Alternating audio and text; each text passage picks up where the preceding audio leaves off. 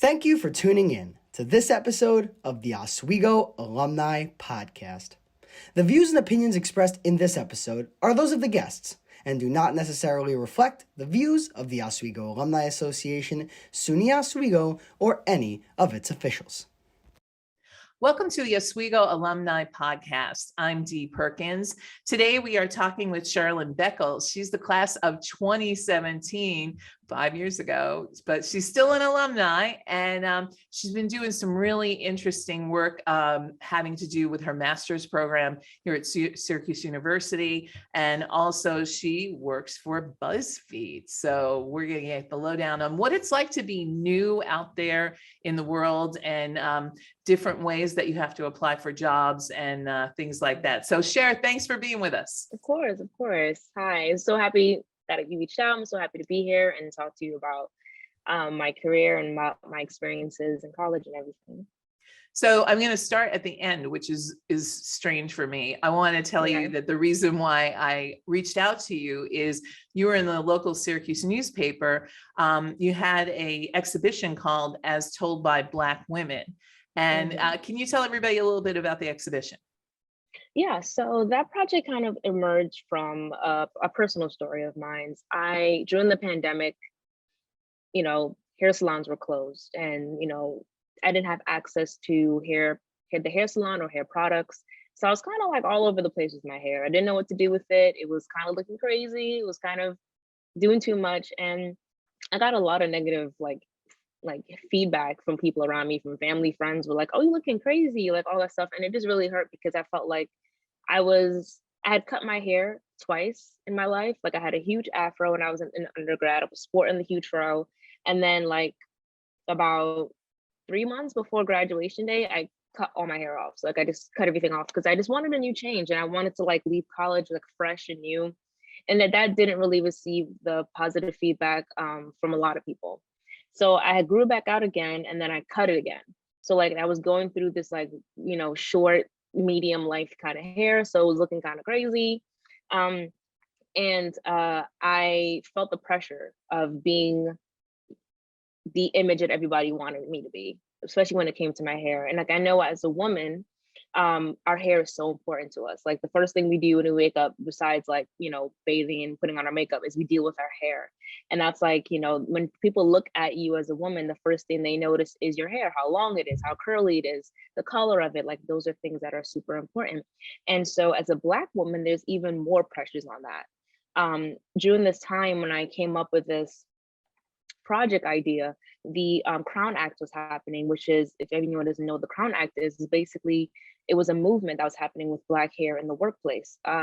There was a man with dreadlocks who was fired from his job. There was women broadcasters who wanted to sport their afros and their natural hair, and they were told not to on television. So all this was going around at a time where I was also struggling with my hair. So this project came from a place of love. It came from a place of wanting to learn more, and it came from a place of wanting to educate non-people of color, especially about Black hair and why it means so much to us, and how, the Eurocentric lens of beauty has affected how the Black woman sees herself. So you talked to over 20 people, interviewed them on camera about their hair. How did that go? Yeah. So I originally wanted to do that project like in a actual studio, but then the pandemic came. And so I had to turn my little apartment in Syracuse into a studio.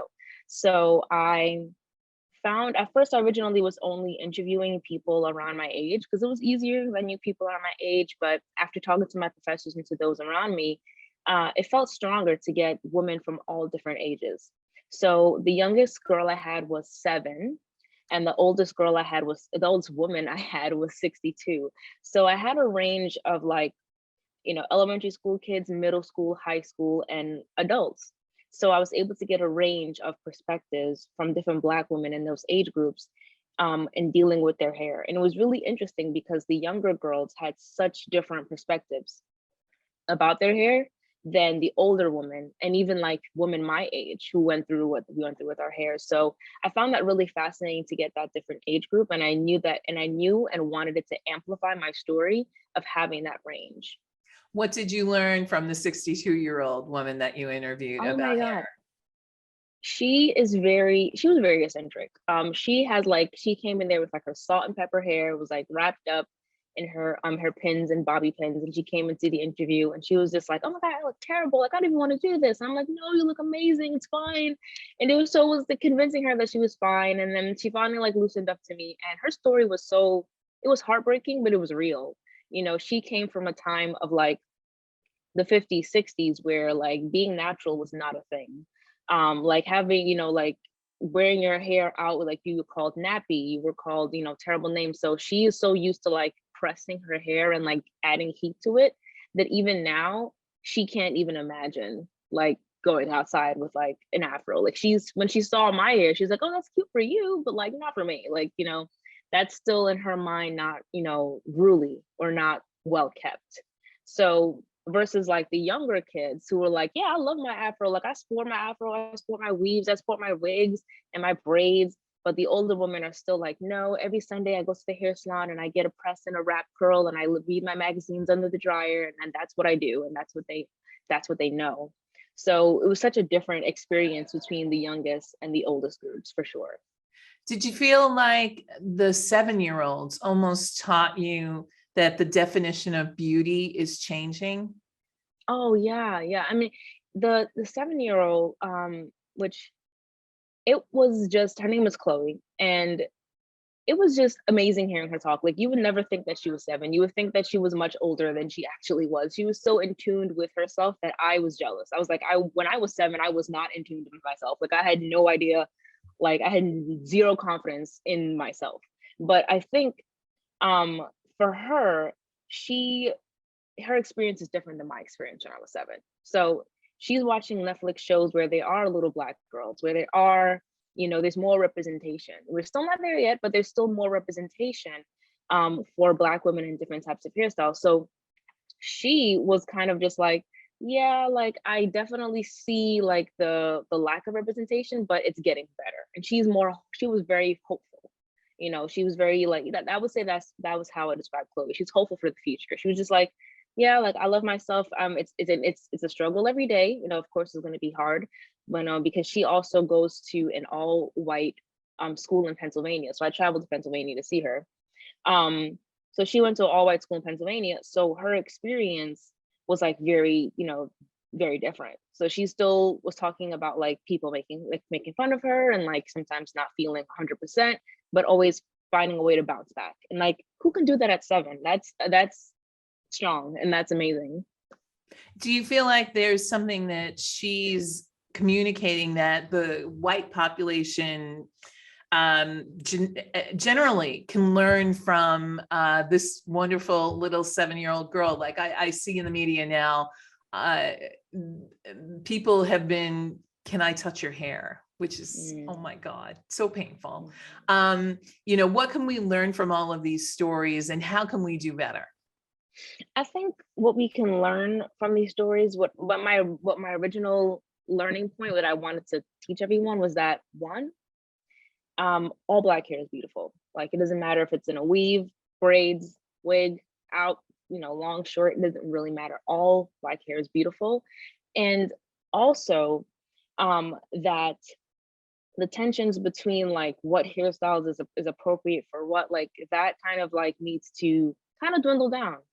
There's definitely, when I think about moments that I've seen where non-people of color are sporting bright colored hairs at their workplaces, but when a person of color does it, it's deemed as ghetto.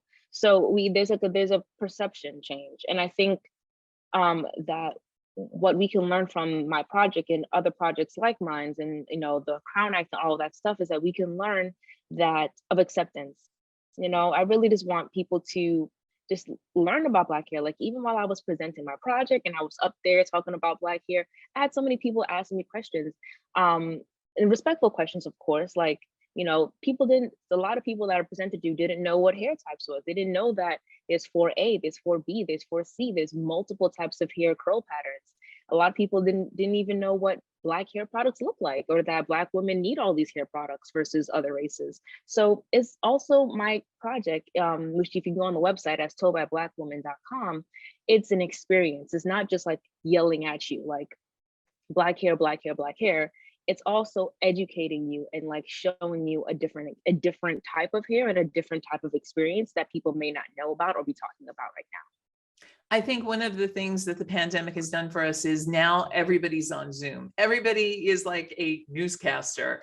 And so I feel that the pandemic and the use of Zoom has expanded what is beautiful and appropriate on camera. Prior to the pandemic, you had to look a certain way. And now, after the pandemic, everyone is themselves on camera. And so that opens the world up to all different kinds of looks, all different kinds of hairstyles, all different kinds of weights. Yeah, no, I completely agree with you. I mean, I started my first full-time career in our hair Buzzfeed during the pandemic. And I knew that I know for a fact, like if I had started in person, like, and I transitioned to an office, that my experience would have been different. I probably would have been in the office like, oh no, I have to look, this way and that way, and kind of like, put together and not have my hair too crazy. But like now I feel much more confident in my hairstyle choices that I choose, due to, like you said, being on camera, like, warming people up, I guess, into like what you look like. And then when you go in person, you're like, oh, okay, cool, this is great. It's kind of like the feeling that I've gotten from the work from home life, for sure. So that takes us over to BuzzFeed. How did you get your job? Did you start working for them during the pandemic? Interestingly enough, my original master's thesis was, my family and I, we're from Trinidad. So my initial master's thesis project was in Trinidad. I was actually in Trinidad right when the pandemic hit. So I was working on my master's thesis there. I was doing a project, which I'm going to continue, on this small town in Trinidad that was not receiving water from its government. So I was working on that story. And then opportunity came up at BuzzFeed and I applied to it. And then I got called back. It was a fellowship. It wasn't even like a job. It was just like to be a fellow, a post-production fellow. And so I applied to it, and then I did the interview remotely because I was in Trinidad and I couldn't, hop into the interview there. And then, unfortunately, 2 weeks later, COVID hit, and they actually postponed my fellowship for almost close to 6 to 8 months. So it was really tough time, because I was like, oh no, like this is really bad, this sucks, this is really sad. And then it restarted again at the end of the summer. And I was a fellow from August to December of 2020.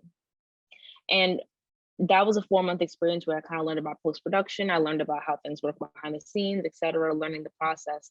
And then afterwards, I then continued on as a freelancer, freelancing for them in post-production. And then recently, November of last year in 2021, I accepted a full-time position here at BuzzFeed with them. So it's all pretty new. It's all like, going from a fellow to freelancing to full-time. It was like a lot of in between, but I definitely needed that experience to kind of like be where I am now and be fully confident being a post coordinator at BuzzFeed. What does a fellowship mean? So the fellowship, there's multiple fellowships at BuzzFeed, but this post-production one, basically they trained us how to be an assistant editor and how to be a coordinator and how to be an archiver. So you learn kind of like 3 different things back to back, and then you kind of like choose which one you want to explore more. And what was cool about it was that you're able to meet so many new people. Like you go from like, you have like one boss for like 2 months, and you have another boss and even another boss, and you're kind of like reporting to different people. So it's kind of like hectic and crazy. And it was even more interesting because this was all remote. Like this was their first time ever implementing a remote work from life, like, work from home kind of life. So they had never done this before. I'm actually the first post-production fellow BuzzFeed has ever had. They had just started this fellowship because this fellowship thing is very new for BuzzFeed. So I'm one of the founding classes of the fellowship, which is super exciting. So they were able to like test out their work from home kind of like situation on me and the two other fellows that were there, and it was successful. We have fellows now coming in. We're going to have another fellowship application coming up in the summer. We have fellows right now, so like it was a good opportunity to help people that's coming up behind me. And we're going to put the link to the fellowship in the show notes. So when we're done, remind me on that. Is the fellowship, the kids at home want me to ask, is the fellowship paid? The fellowship is paid. It's a paid 4-month experience from, like I said, August to December. And this is only post-production. There are other fellowships. If you're not interested in post-production at all, there's a video fellowship that happens sporadically throughout the year. And there's an editorial fellowship. And I believe there's also a news fellowship for those who are journalists and interested in pursuing news. So tell me about your average day at Buzzfeed. What are some of the projects that you work on? Oh, okay. Average day. So average day at Buzzfeed, a lot of Slacks, a lot of Zoom and Google Meet meetings.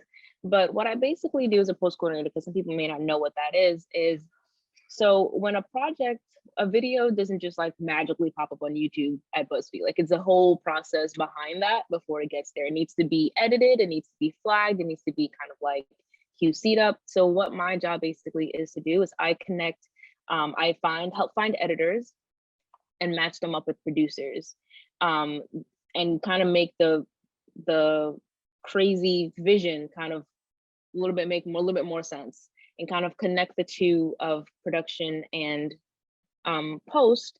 And then from there, kind of work with both production and post and getting the project finalized and getting the video out there on YouTube or Facebook, wherever it needs to go. So that's kind of what I do as a coordinator. I basically am coordinating the project throughout its time before it gets published.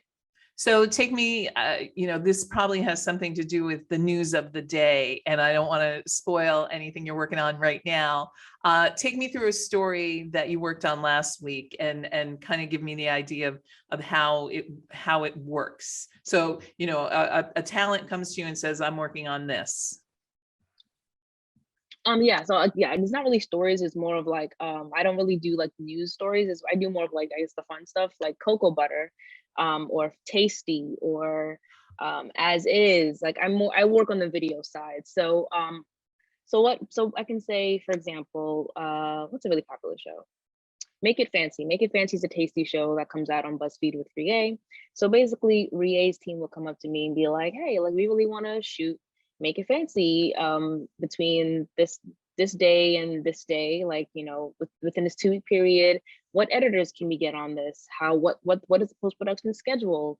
When can we turn in footage? How do we drop in footage? How can we get an AE? So then my job is to find an editor for them, find an assistant editor for them, schedule when they're going to drop off their media, schedule when they're going to drop off their cards, schedule meetings between production and post-production, kind of like that liaison middleman. And then when the project is being edited, I connect with the editors on a daily basis, like, hey, how you doing? Checking in, looking at the project, looking at their cuts, making sure that their cuts, round 1, round 2, round 3 cuts are good for the producer. And then I package the videos and send it off to publishing once I QC'd it, make sure that it's not, violating any terms, and push it through. So on average, I'm doing that for like 15 to 20 videos. 15 to 20 videos like at a time. Okay, so right now, I work on multiple pods. I work on, like I said, I work on cocoa butter, I work on development series, sometimes tasty, celeb. So I'm doing this process for multiple types of videos and multiple producers. So it's a lot of moving parts, but I can't imagine, like, being in this role now, I can't imagine a media company not having a coordinator. You definitely need someone who's a little bit more creative, but also like logical and can organize and can get things done, because producers have amazing ideas. We all know that they have such amazing ideas. But sometimes it needs to be kind of reeled in and like logically, like, how can we really get this done to hit your publishing date? Have things changed? You've been at this for a little over a year now. And my I have noticed what I like to call the TikToking of audience attention span. Have you noticed, or has the word come down as you're watching the analytics on the shows that you're producing? Has word come down that, oh, that used to be a really great 5-minute piece, but now we want it to be 2.5 minutes? And are you in charge of shrinking it down? Oh, yeah, sure. Like I've definitely noticed that we now have a Snapchat adaptation team. So basically like Buzzfeed on Snapchat now. And so like we take our videos, like our long form videos, and we cut them down to like you just said, to 2 to 3 minutes because of that attention span. And I would find the editor who's gonna cut those videos down, because we usually we take videos that were already published and we just cut them down shorter and put them on different platforms so that we can reach more people. Because like you just said, the younger generation, they're on TikTok, they're on Snapchat. Like, and even though I'm saying that, even though I'm young too, I am not even on TikTok. Like I have a TikTok, but I barely even know how to use it. So the younger folks, the 14, 15-year-olds, they're on those things. And and what I love about BuzzFeed is that they're always growing. Like we're always growing, we're always trying to expand, we're always trying to reach different audiences, and they're doing an amazing job at taking content and videos and conforming it and melting it into different age groups. Because I know for a fact, like I love as is and tasty, but a 14, 15-year-old may not be watching that. You know what I'm saying? They probably more want to watch the fun stuff. So that can go on like Snapchat and TikTok, and we can keep our amazing, strong, tasty, and BuzzFeed videos on YouTube and Facebook. So I think, like I said, BuzzFeed is doing a really good job at implementing those things that we can grow as a company and reach a bigger audience for sure.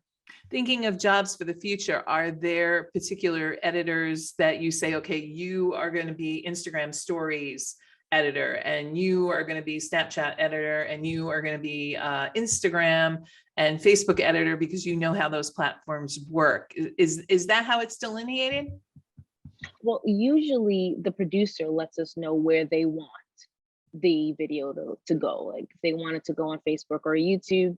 All of our editors are amazing, and they can easily turn the video into, like, just by changing the dimensions, like 16:9 versus 9:16. So all of our editors at BuzzFeed are amazing, and the producer would usually let us know beforehand, like, oh yeah, this is going to be a TikTok video. Oh yeah, this is going to be YouTube and Facebook.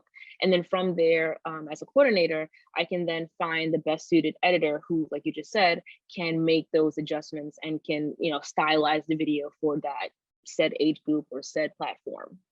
So like I said, we're going to go backwards. This is an interview that's going backwards. You graduated SUNY Oswego broadcast journalism, and I can't help but think that degree set you up for success in what you're doing right now. Am I right?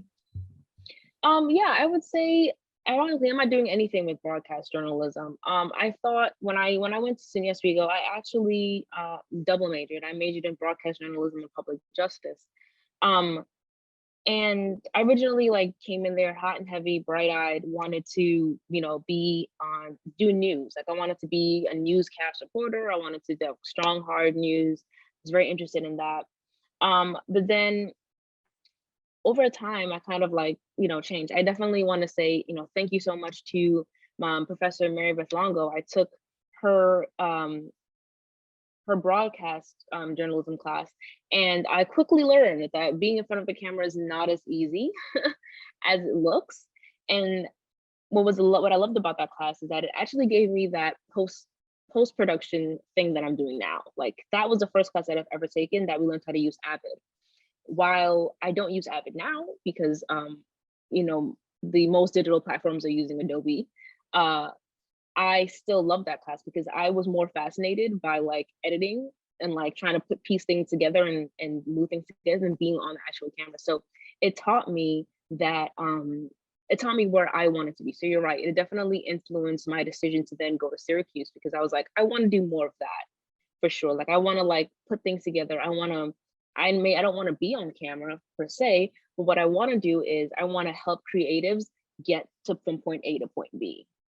And I found myself doing that a lot in my broadcasting classes. Whenever we were in groups to do assignments, I was never the one like volunteering to be on the camera, but I was always volunteering to be like, okay, you do this, you do that. Here we're gonna do this. Is what we're gonna do. How are we gonna get from here to here? Nope, we got to be here at 12. Like, let's be a little bit more organized. And I was like, oh my God, I was like, I'm good at this. And I found people, my classmates and stuff, used to always be like, oh no, Cher's got it together. Like, she made the group meet. She made the plans. She's getting us all moving together. And I was like, yeah, that's something that I want to pursue for sure. You're also behind the camera, I guess, in your off hours, whenever those are. And you're part of Black Women Photographers Group. I see some of your work on Instagram, just beautiful. When do you find the time to still get behind the camera? Oh, that is something that I am still learning myself. I'm always learning to find the time. Working a full-time job and then still trying to, pursue like your other hobbies and passions on the side is difficult. I'm definitely not gonna lie. As someone who's doing it right now, sometimes I find myself like kind of, I don't know, zombieing. I don't know, like autopiloting. I don't even know the word. Like that's kind of how I feel sometimes. Like after a 40-hour week, you're like, I'm done. Like I am so done. But for me is I don't force a story. I don't force a moment. I don't do that. I give things time. I may not post often on Instagram. I may not post often, but trust me, I'm working. I'm always doing something. I'm always coming up with an idea. I'm always building myself behind the scenes, whether it's in photography, whether it's in videography. I have so many passions. That's always been my downfall and success, I guess. Jack of all trades, master of none is kind of like what I've always been. So like right now, I was photographing like last month, and I was photographing 2 months ago. And then last month, I'm actually working on a project in Syracuse with Eden called Black Girls Don't Get Love. I was a videographer, DP for that. Now next month I'm going to be helping somebody edit a project. So like I do multiple things at different times of my life. If I find a project that I'm interested in and I'm like, I want to be a part of this, I find a way to be a part of it. I don't like force something. I always make sure like I'm passionate about it, and it that so that I don't feel like overwhelmed by it while I'm doing it. I would definitely say that if you are someone who's working a full-time job and you have that side passion, don't force it. Like it will come. Like I know it's so easy to be late at night thinking like I'm not doing anything with my life. Like I'm not where I want to be. Like oh my God, this sucks. But even when you aren't working, you're working, and I've learned that. So does Buzzfeed allow you the time? You said you're doing a project in Syracuse. Do they allow you flex time, or can you work from wherever you are? So currently we are in a hybrid situation here at Buzzfeed, like most companies are. It's been a hybrid situation. We were very much work from home, and then Omicron. We were gonna jump back into the office, and then Omicron unfortunately came, and so we had to peel back on that plan. But Buzzfeed is gonna be open and ready, and the office is always here and available. And Jonah, our CEO, was amazing with making sure that his employees is okay and that we're comfortable coming back into the office. So the office is here and it's open. I'm here in the office right now. And it is getting warmer too. So I'm definitely going to be here in the office more often. But like I was in Syracuse when I was doing my master's, so my apartment is still up there. And I live with my brother here in Brooklyn. So when I do get the chances to go back to Syracuse and, visit my friends up there and everything like that, I'm always working on projects with them, or always like photographing or doing something creative with them, because I always find that time to make sure that I do that for sure. So you started in New York City, going all the way back to the beginning. What brought you to Oswego? What made you choose Oswego as the place you were going to get your bachelor's? So I chose Oswego for its broadcast journalism program. I felt like it was really strong. I loved the professors that were there. When I visited the campus, it was actually super cold. I didn't even get to go on a tour. I visited the campus in like March. I didn't even get to like see anything. Like they took us to like the campus center and they just like pointed at everything. They were like, yeah, we can't really take you there. We can't walk there. So like that's, that's Hart Hall, that's everything else. And that was pretty much it.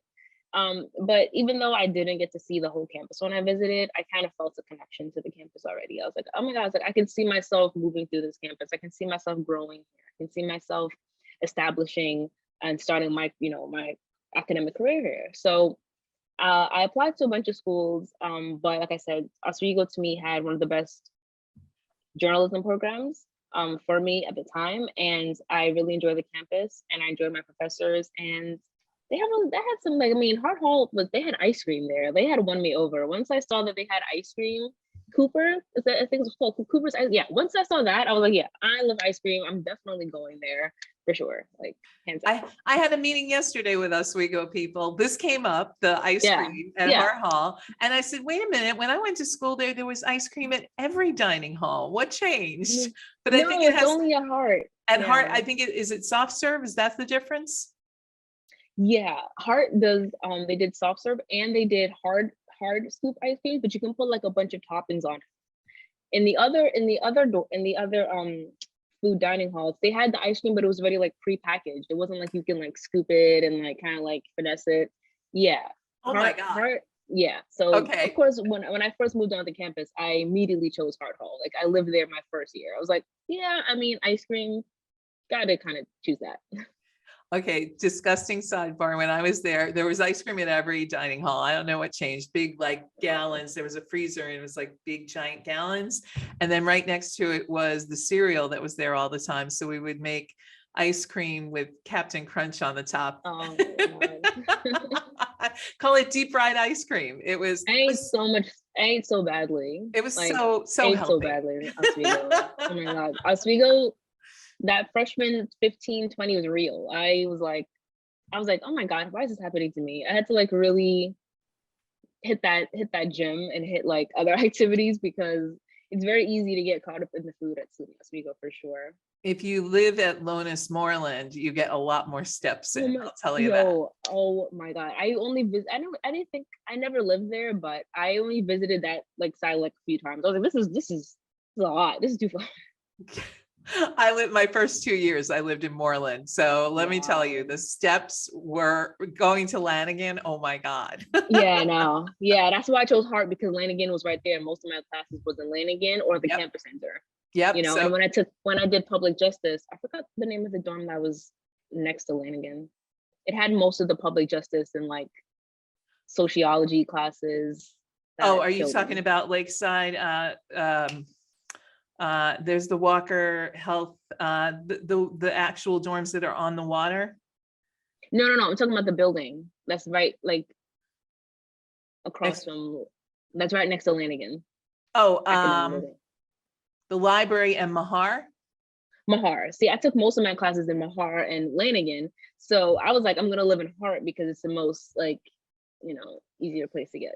They're going to edit this out, but I'm telling you, class 85, and I remember Mahar. So I'm feeling really good right now. Yeah, I was like, what's it? For some reason, I don't know why I only remembered Lanigan. I only remember Lanigan. Like that's all I remembered. Mahar. Sure. Yeah, I was really close to being a sociology major. So oh my God, me too. I almost changed to childhood development because I took a childhood development class and I loved it. I was like, maybe I should do this. I'm like, no, sure. Like you just like the class, that one class. Yeah, focus. But I was focus. I could have had it, except there's statistics, and every math class I took at Oswego, I failed the first time. Then I had to take it again. Statistics. No, there was no Excel back then, Yeah, you can't punch in numbers and finesse it. So 2 last questions. One, for the people who are there today, the students who are on campus, what advice would you give them to set them up for the success that you're having now? What's the best advice you would give them? I would say take the classes you want. Take the classes that are going to benefit you. Take the classes that interest you. If I pull up my, like, 'cause I was actually just found my my final transcript, because they mailed it to me with my degree.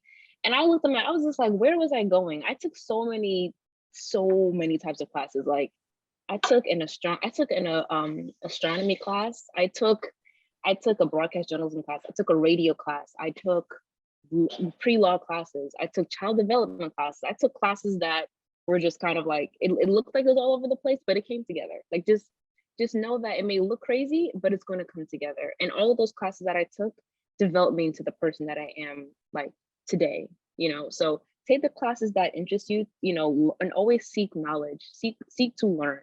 I found myself doing that at Oswego. If I didn't know something, I'm sure my professors were like probably tired of hearing from me, tired of my emails. I used to be at office hours all the time. They were like, oh my God, this girl has 1,000,001 questions. I always ask questions. It may sound stupid, it may look stupid to you, but always ask questions and go to your advisors. There's so many people I know that don't go to their advisors. I loved my advisor. I was always at my advisor's like door every time I wanted to change something or make a life change. I originally came in as a journalism major at Oswego, but then I turned to broadcast journalism. And then I also came in then I changed my major at one point from what's that major called? It's something like public justice, but it was something else. Wasn't public justice. It was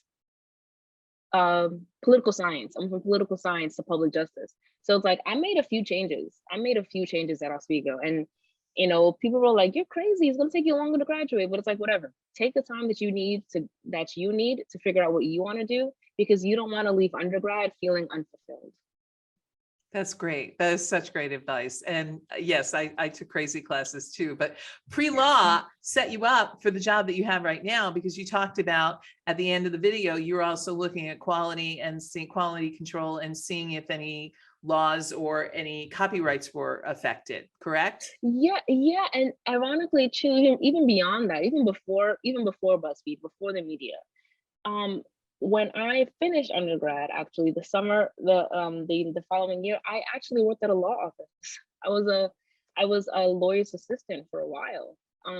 So I thought, like I said, like I was hardcore law, and I still do love law. Like even when at Buzzfeed, I'm always just like looking out, checking the legal ramifications of stuff. So that's another experience to have. I can easily, some people be like, oh, like why'd you even study that if you're not going to do that now? But it's very useful. Like you never know. You absolutely never know what what you know can help you and can like give you interesting or factor about yourself or a leg up in an interview. I had an interview where I literally spoke about taking an astronomy class, and the person was like, "Oh my God, I did that too." Like everyone did that at some point. Like took a weird class in their life, and it's a story, it's an experience. So go after and chase those experiences, because it's definitely going to mold you and shape you into the person that you want to be. That's what I got to say about that. And my favorite question is, you just won the Oscar, and you're getting up on the stage and you get to thank everybody. Who would you like to thank who helped you get to where you are today? And I feel like your advisor is going to be one of those people. Yeah, definitely my advisor is definitely everyone who's advised me in my life gets to be up there on stage with me, which is probably like 300 people. Because like I said, I'm always asking questions. And for sure, my family and my significant other who have been with, I actually met him when I was at Oswego and we're still together. He pushed me to apply to Buzzfeed. Like I honestly wasn't even gonna apply to Buzzfeed. I was like, I'm not gonna get that. Like I'm not gonna get that. They're never gonna choose me. And he was the one who's like, press send now. So he has to be up there with me for sure, believing in me always. And all my professors at Oswego, I had a pre-law professor, Jason Zenner. He was the one who gave me my recommendation to Syracuse and talked to me about Syracuse. So all those people up there inspired me and helped me get to where I am now, for sure. Oh, that's wonderful. Well, thank you so much for spending the time with me. This was so great. And I had, the BuzzFeed stuff is so much fun to hear about. I think you've given people a real insight into what it takes to be a part of an internet media company and all that's involved. And we wouldn't have gotten that insight if you hadn't spent the time with us today. Yeah, of course. I know, I was gonna say, people like see BuzzFeed and they just think like one thing or just know one thing, but there's so much more facets to the job. And we're going to put a link to the fellowship application in the show notes, so any of the students can apply, because I know if you're like me, you want more Oswego students, right? Yeah, and also you can also put my email if anybody ever wants to reach out to me and ask me questions about anything. Like, feel free to always email me. I do respond. Thank you so much. You've been listening and watching the Oswego Alumni Podcast. Thanks for listening and checking us out. If you have any guest ideas, please send them along on LinkedIn and on Facebook. We have over 90,000 alumni, and everyone has a great story to tell, even people who graduated 5 years ago. So thanks a lot. I'm Dee Perkins, and we'll see you next time on the Oswego Alumni Podcast.